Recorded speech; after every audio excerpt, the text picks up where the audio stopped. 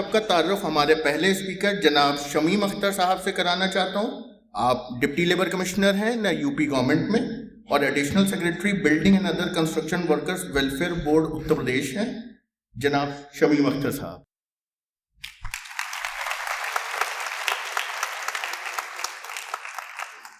आज के इस एजुकेशनल मीट में डायस पर मौजूद जफर महमूद साहब, तनवीर शेख साहब, शरीफ साहब, रिजवान भाई, सबसे पहले मैं कानपुर के एमपी चैप्टर के सभी साथियों का शुक्रिया अदा करता हूं कि आज तकरीबन 20 सालों के बाद इस साल में जो है कानपुर के लोगों से मुखातिब होने का मुझे मौका दिया। और ये एक ऐसा मौका है जब हम तालीम पर बात कर रहे हैं जो मेरी ज़िंदगी का सबसे फेवरेट सब्जेक्ट है।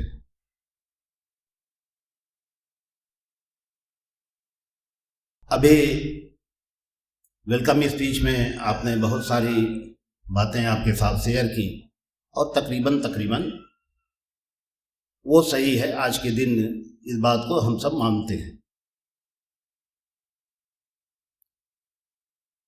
पिछले 10-15 सालों से मैं व्यक्तिगत रूप से भी तालीम के मैदान में पर्सनली डेली लगे ही रहते हैं और कुछ न कुछ करते हैं। मेरा मानना है कि दुनिया में 2 तरह के लोग हैं और ख़ास तौर से हम जिस समाज की बात कर रहे हैं उसमें उसके मुखातिब करके मैं ये बात कहना चाहता हूं कि हमारे दरमियान 2 तरह के लोग हैं। एक जो हैं हमारे समाज के अंदर कि दिन रात जो है बैठ करके ढेर सारी समस्याओं पर बहुत सारे मसलों वो गिनाते ही रहते हैं। आज ये हुआ, कल वो हुआ, परसों ये हो जाएगा और ये हो जाएगा, वो बातचीत होती ही रहती है। लेकिन इसी के साथ साथ हमारे समाज में एक दूसरे तरह के लोग भी हैं जो इन मसलों पर काम करते हैं। और आज का ये प्रोग्राम यही दूसरे कैटेगरी के लोगों की तरफ से आयोजित है। तो मैं चाहूँगा कि एमपी की टीम के लिए या अलीगढ़ जो मुस्लिम यूनिवर्सिटी ओल्ड बॉयज स्टेशन है, इस सभागार में जितने भी लोग हैं, मैं चाहूँगा कि उन साथियों के लिए एक जोरदार ताली हो जाए कि जिससे उनका ये हौसला बढ़ता है।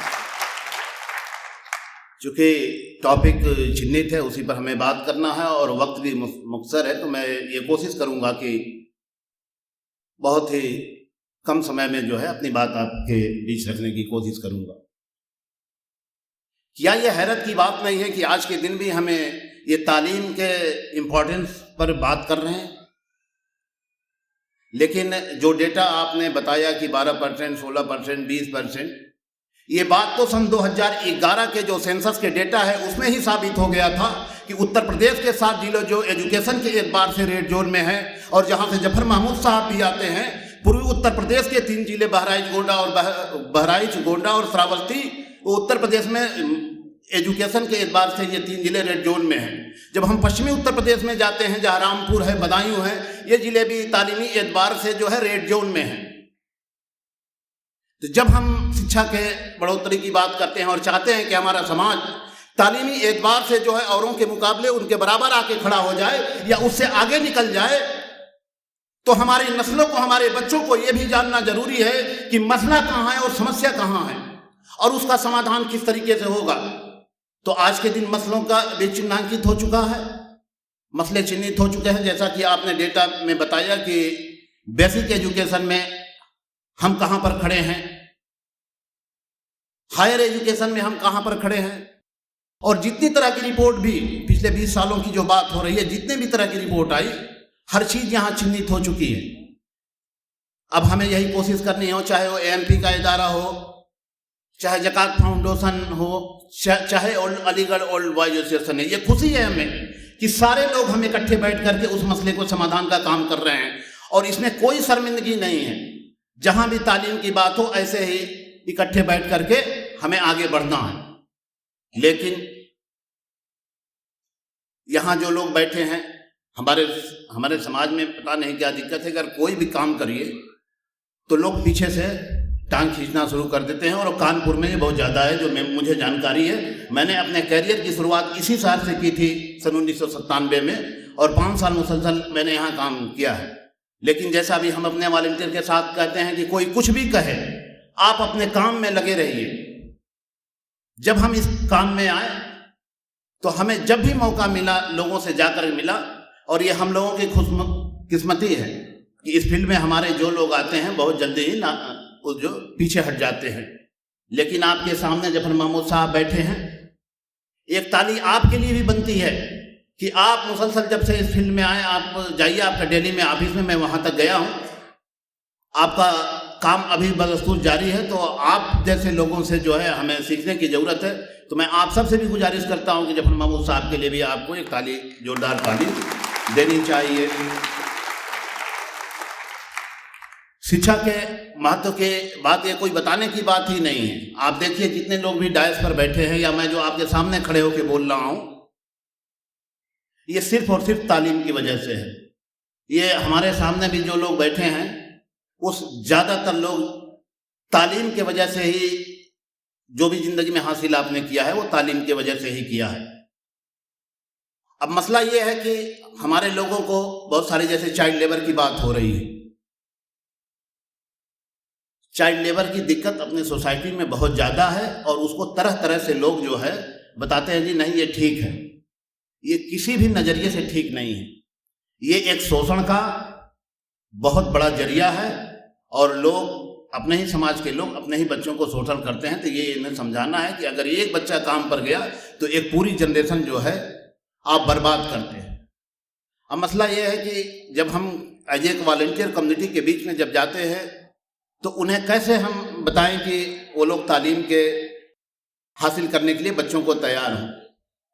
देखिए, ज़िंदगी में जो सबसे बड़ी चीज़ है वो सम्मान है, और सम्मान से बढ़ के ज़िंदगी में कुछ भी नहीं है, कुछ भी नहीं है सम्मान से बढ़ करके। और सम्मान हासिल करने का जो सबसे बड़ा जरिया है, जो सबसे बड़ा तरीका है, जो मुझे समझ में आया, वो तालीमी है। दूसरा, आप दुनिया में अगर तरक्की करना चाहते हैं, आप IAS बनना चाहते हैं, PCS बनना चाहते हैं, इवन अपना कारोबार भी आगे बढ़ाना चाहते हैं, तो बिना तालीम के जो है वो मुमकिन नहीं है। हो सकता है 1000 में एक आध मिसालें ऐसी थी कि वो जनाब वो अंगूठा टेक थे और वो आगे बढ़ गए, तो हो सकती है। लेकिन तालीम जो सम्मान दिलाएगी, जो आपको कारोबार है या नौकरी है, वो कोई दूसरी चीज़ नहीं दिला सकती। तो हमें ये कोशिश करते हैं, और पूरे दुनिया में जिन समाजों में बच्चे, महिलाएं और माइनॉरिटी के लोग ठीक दशा में रहते हैं, वो समाज आगे माना जाता है। तो हमें ये कोशिश करनी है कि ये लाजपत भवन की सभागार में जो हम लोग इस प्रोग्राम को आयोजित कर रहे हैं, तो हमें इसकी गति थोड़ी तेज करनी है। ये कोशिश करनी है कि हर मोहल्ले में, हर चौराहे पर, हमारे यहाँ जैसे चाय खानों का बहुत रिवाज है हमारे मोहल्ले में, तो वहाँ भी ये बात होनी चाहिए। और हर मोहल्ले में अबरार भाई जैसे, या रिजवान हैं, या शरीफ भाई जैसे, ये वॉलेंटियर जो है हर मोहल्ले में हमें जोड़ने की ज़रूरत है। और कानपुर में कोशिश की जाए तो ये काम जो है नामुमकिन नहीं है। हमें अपने बच्चों को ये भी बताना है और सिखाना है कि भाई हर बात में जज्बाती न बने, तालीम के ऊपर फोकस करें। जज्बात तो अपनी जगह है, लेकिन उसको अवॉइड करें, और जो चुनौतियां हैं तालीम के मैदान में, उसको हमें आगे बढ़ के हासिल करना है। अब जो दूसरा मसला है जो आपने लिखा माइनॉरिटी एजुकेशनल इंस्टीट्यूशन के बारे में, तो देखिए, मेरा अपना मानना है कि हम जैसा सोचते हैं, जैसा चाहते हैं, वैसे ही हो भी जाते हैं। मैं लेबर डिपार्टमेंट का अधिकारी हूँ। हमारा काम है मजदूरों की से जुड़े समस्याओं को देखना। लेकिन जब हम कोशिश करते हैं तो अल्लाह ताला हमें जो है मौके भी फराहम करते हैं। हम इसी विभाग में होते हुए इस उत्तर प्रदेश ही नहीं, इस देश का सबसे बड़ा इंस्टीट्यूशन हमने जो है 2 साल की मेहनत के बाद जो है वो खड़ा कर दिया है, जिसके बारे में अभी मैं आपसे बात करना चाहता हूँ। मैं उत्तर प्रदेश सरकार की जो इस महत्वपूर्ण महत्वाकांक्षी योजना है, मैं उसका महत्वपूर्ण सदस्य हूँ और दिन रात हमने एक करके, कोई सैटरडे संडे नहीं, कोई छुट्टी नहीं, लेकिन चूंकि तालीम से जुड़ा ये काम था, मुझे मौका मिला और उसमें मैंने दिन रात लग करके काम किया है। उत्तर प्रदेश के 18 जिलों में उत्तर प्रदेश सरकार के सहयोग से 18 अटल आवासीय विद्यालय बनाए गए हैं। मैं आज इस मौके पर यह भी कहना चाहता हूं कि जैसे गुणवत्तापूर्ण शिक्षा की आप बात कर रहे थे, तो कहां मिलेगी? यहां के डीपीएस स्कूल में मिलेगी, जयपुरिया में मिलेगी, या इस तरह के जो हाई क्लास स्कूल है उसमें मिलेगी। दूसरी तरफ जब बात हो रही है कि हमारे समाज की ऐसी स्थिति है जो आर्थिक रूप से गुर्बत में है, जिन्हें खाने तक के लाले हैं, तो इन परिस्थितियों में मेरा यह कहना है कि अगर हमारे अंदर पढ़ने का जज्बा है, पढ़ाने का जज्बा है, तो मौकों की कमी नहीं है, उन मौकों का जो है फायदा उठाने की कमी। इस देश का कोई ऐसा जिला नहीं है जहां नवोदय विद्यालय नहीं, उसमें कोई पैसा नहीं लगता। और उत्तर प्रदेश के आईएएस आईपीएस कैडर में तकरीबन 50 नवोदय के पढ़े हुए बच्चे हैं। आप वहां जा सकते हैं, वो शहरी क्षेत्र के बच्चे और ग्रामीण क्षेत्र के बच्चे। अब करना क्या है? यहां हम जैसे तालीमी बेदारी के साथ हम काम करते हैं, तो हम बहुत सारे साथियों से कहते हैं कि जिन लोगों के पास प्राइमरी स्कूल है वो क्यों नहीं नवोदय विद्यालय की तैयारी कराते बच्चों को। अगर 500 बच्चों का स्कूल है, तो अगर आप कहते हैं कि 20% हमारी आबादी है, तो क्या हम इस हाल में बैठे हुए कानपुर के लोग इस कानपुर शहर से 20 गरीब बच्चों को नवोदय विद्यालयों के तैयारी करा करके उनको स्कूलों तक नहीं पहुंचा सकते? पहुंचा सकते हैं। बहुत सारे लोगों के पास प्राइमरी स्कूल है। तो मेरी ये गुजारिश है कि आप अभी से लगिए कि जो आप जिसको कहते हैं ये इस तरह के इंस्टीट्यूशन का एक अभी ये विद्यालय है। अब दूसरा विद्यालय जो मैं अपने विद्यालय की बात कर रहा हूँ, अटल आवासीय विद्यालय, वो 1000 क्षमता का विद्यालय है और बिल्हौर के पास ये स्कूल बना है। मैं आपको दावत देता हूँ, आप किसी दिन भी जाइए, आप प्लान बनाइए, मैं वहाँ के प्रिंसिपल को फ़ोन कर देता हूँ, वो स्कूल जाके देख लीजिए। और मैं दावे के साथ कहता हूँ कि अगर यहाँ का डीपीएस भी उसके इक्विवेलेंट होगा आज के दिन, तो आप आके मुझे बता दीजिएगा, क्योंकि हमने उसमें तालीम का सबसे बेस्ट से बेस्ट इंतजाम किया है। और ऊपर के लेवल पर भी देखिए, जब आदमी होता है तो अपने हिसाब से चीज़ें करता है। ये सीबीएसई बोर्ड के स्कूल है, निर्माण श्रमिकों के बच्चों के लिए है, अनाथ बच्चों के लिए सीबीएसई बोर्ड के स्कूल हैं। और स्कूल का जो है एफिलिएशन भी सीबीएसई से हम लोगों ने करा लिया और अप्रैल में उसका दूसरा सत्र शुरू होने जा रहा है। तो आप जाइए, हमारे जो भी मोहल्लों में आपके, एक तो पहले जो निर्माण श्रमिक हैं जो बिल्डिंग कंस्ट्रक्शन के काम में काम कर रहे हैं, उनका एडमिशन, उनका पहले रजिस्ट्रेशन कराइए पोर्टल पर। और 1000 की क्षमता के विद्यालय हैं, एक मंडलीय स्तरीय है, और अब ये बात हो रही कि हर जिले में इसको बनाना है। तो कहने का ये मतलब है कि इस तरह के जो अवसर हैं उसको हासिल करना। आप संभवतः टीसीएस में हैं, यहां बहुत तरह के लोग सीएसआर का काम करते हैं। अभी इदरीस भाई अभी बात कर रहे थे, तो हमें कोशिश करनी है, जैसा कि डॉक्टर जफर महमूद साहब ने एक जकात फाउंडेशन के जरिए जो एक रास्ता दिखाया है, तो दूसरा रास्ता एक कानपुर, हम ऐसी जगह से खड़े होकर के बात कर रहे हैं जहां से सैकड़ों करोड़ सीएसआर का फंड निकलता। तो जो आप सर सैयद पब्लिक स्कूल बनाना चाहते हैं, आप खड़ी करिए ये घनी बस्तियों में, आप उसमें लिफ्ट लगाइए, जो उसके नाम से अब तो गवर्नमेंट ने काफ़ी छूट दे दी है। और सबसे बड़ी बात, तालीम इदारों के स्थापित करने में हिकमत अमली बहुत ज़रूरी चीज़ है। अब आप ये नहीं कह सकते, अभी जैसे इदरीस भाई से बात हो रही थी, जी राजाजीपुरम में जो है एक वक्फ की ज़मीन है, तो बतौर एक मुसलमान आपको सही बात भी बोलना है। ये आपको समाज में खड़े होकर कहना है कि वक्फ की जमीनों पर जो लोग काबिज हैं वो समाज का हक मार रहे हैं, समाज का हिस्सा खा रहे हैं। और आपने स्कूल के लिए कहा है, तो मैं पर्सनली भी जो है अभी पूरी ताकत के साथ आपके साथ लगूंगा और सब लोग लगेंगे।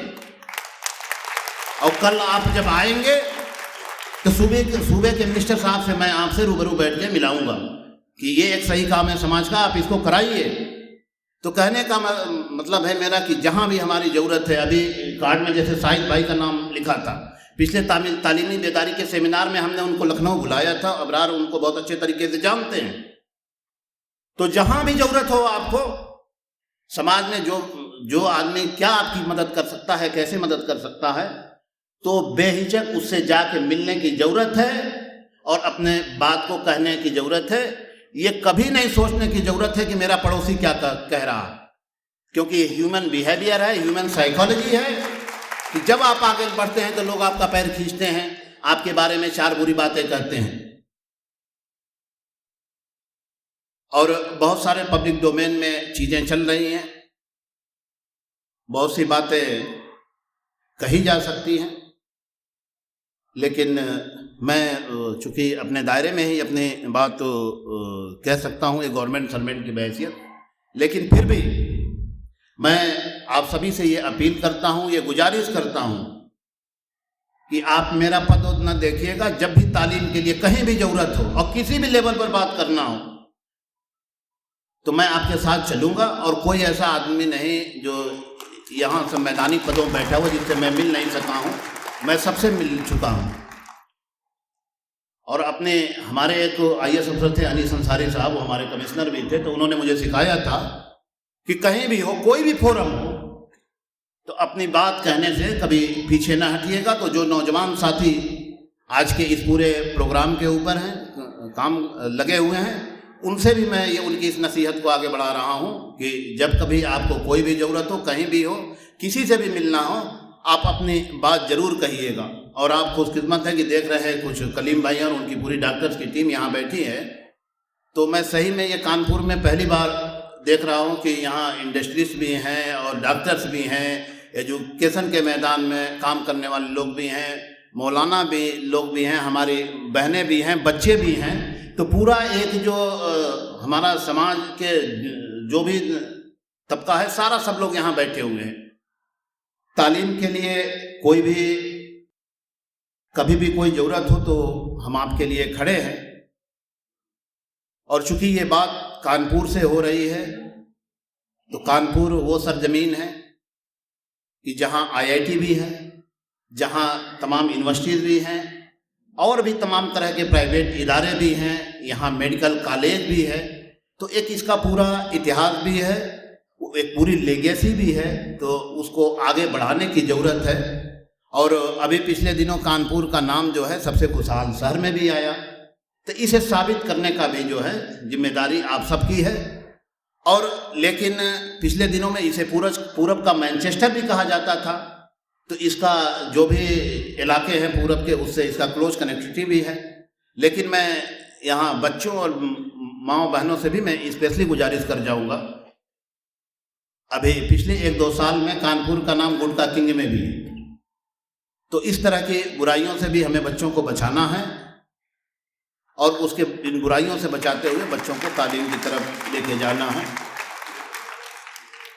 मैं चूँकि लखनऊ में ही हूँ तो इस टीम के साथ मेरा क्लोज कनेक्शन भी है, तो इन बहुत ज़्यादा बातें मैंने कहते हुए मैं तो आज जफर महमूद साहब को स्पेशली ये सुनने के लिए आया हूँ कि आपकी जो नसीहतें हमारे लोगों के लिए होंगी, तो हम लोग और मेहनत से इन बच्चों के साथ लग के काम करेंगे। आपने मुझे यहाँ बोलने का मौका दिया, उसका भी शुक्रिया, लेकिन उससे ज़्यादा शुक्रिया मैं अपने सामने जो लोग बैठे हैं उनका अदा करता हूँ, जो आपने मुझे बहुत इत्मीनान से सुना। और मैं आप सभी से गुजारिश करता हूँ कि आप मेरे लिए भी दुआ करिएगा कि तालीमी मैदान में इस काम के साथ साथ हम जितना भी कर सकें। बहुत शुक्रिया। शुक्रिया सर। कुछ इम्पोर्टेंट नुक्तों पे जो सर ने बात करी, कि हमें शर्मिंदगी नहीं होनी चाहिए। ये नंबर्स हम जब तक इनसे मुंह छुपाते रहेंगे, जो मैंने अभी नंबर्स कोट किए थे, या कोई भी जो हमारी कमियां हैं उनसे जब तक हम मुंह छुपाते रहेंगे, हम उनका समाधान नहीं कर पाएंगे। क्रिटिक्स को दरकिनार करके काम करते रहिए। क्रिटिक्स हर जगह है। आप जब भी काम करेंगे 2-4 लोग आपके खिलाफ बोलेंगे ही बोलेंगे। माशरे में इज्जत मिलना जो है वो तालीम के बिना पॉसिबल नहीं है। और हमारे नौजवान भाइयों को, जिनमें अभी शायद मैं भी आता हूँ, जज्बाती तवाज़ुन मेंटेन रखना बहुत ज़रूरी है। नवोदय विद्यालय है, यूपी गवर्नमेंट है, इनके स्कूल्स हैं, ये भी एक अच्छा ऑप्शन है हमारे गुरबा भाइयों के लिए, जो वहाँ पे अपने बच्चों को भेज करके एटलीस्ट एजुकेशन का सिलसिला स्टार्ट कर सकते हैं। और माँ बाप के ऊपर एक बड़ी जिम्मेदारी है कि वो अपने बच्चों को बुराइयों से बचाए। जदीद हुनर यानी कॉन्टेम्प्ररी स्किल्स, ये हमें लगता है कि शायद एक अलग दुनिया की बात है, लेकिन इसका इस्लाम में बहुत इम्पोर्टेंट मर्तबा है।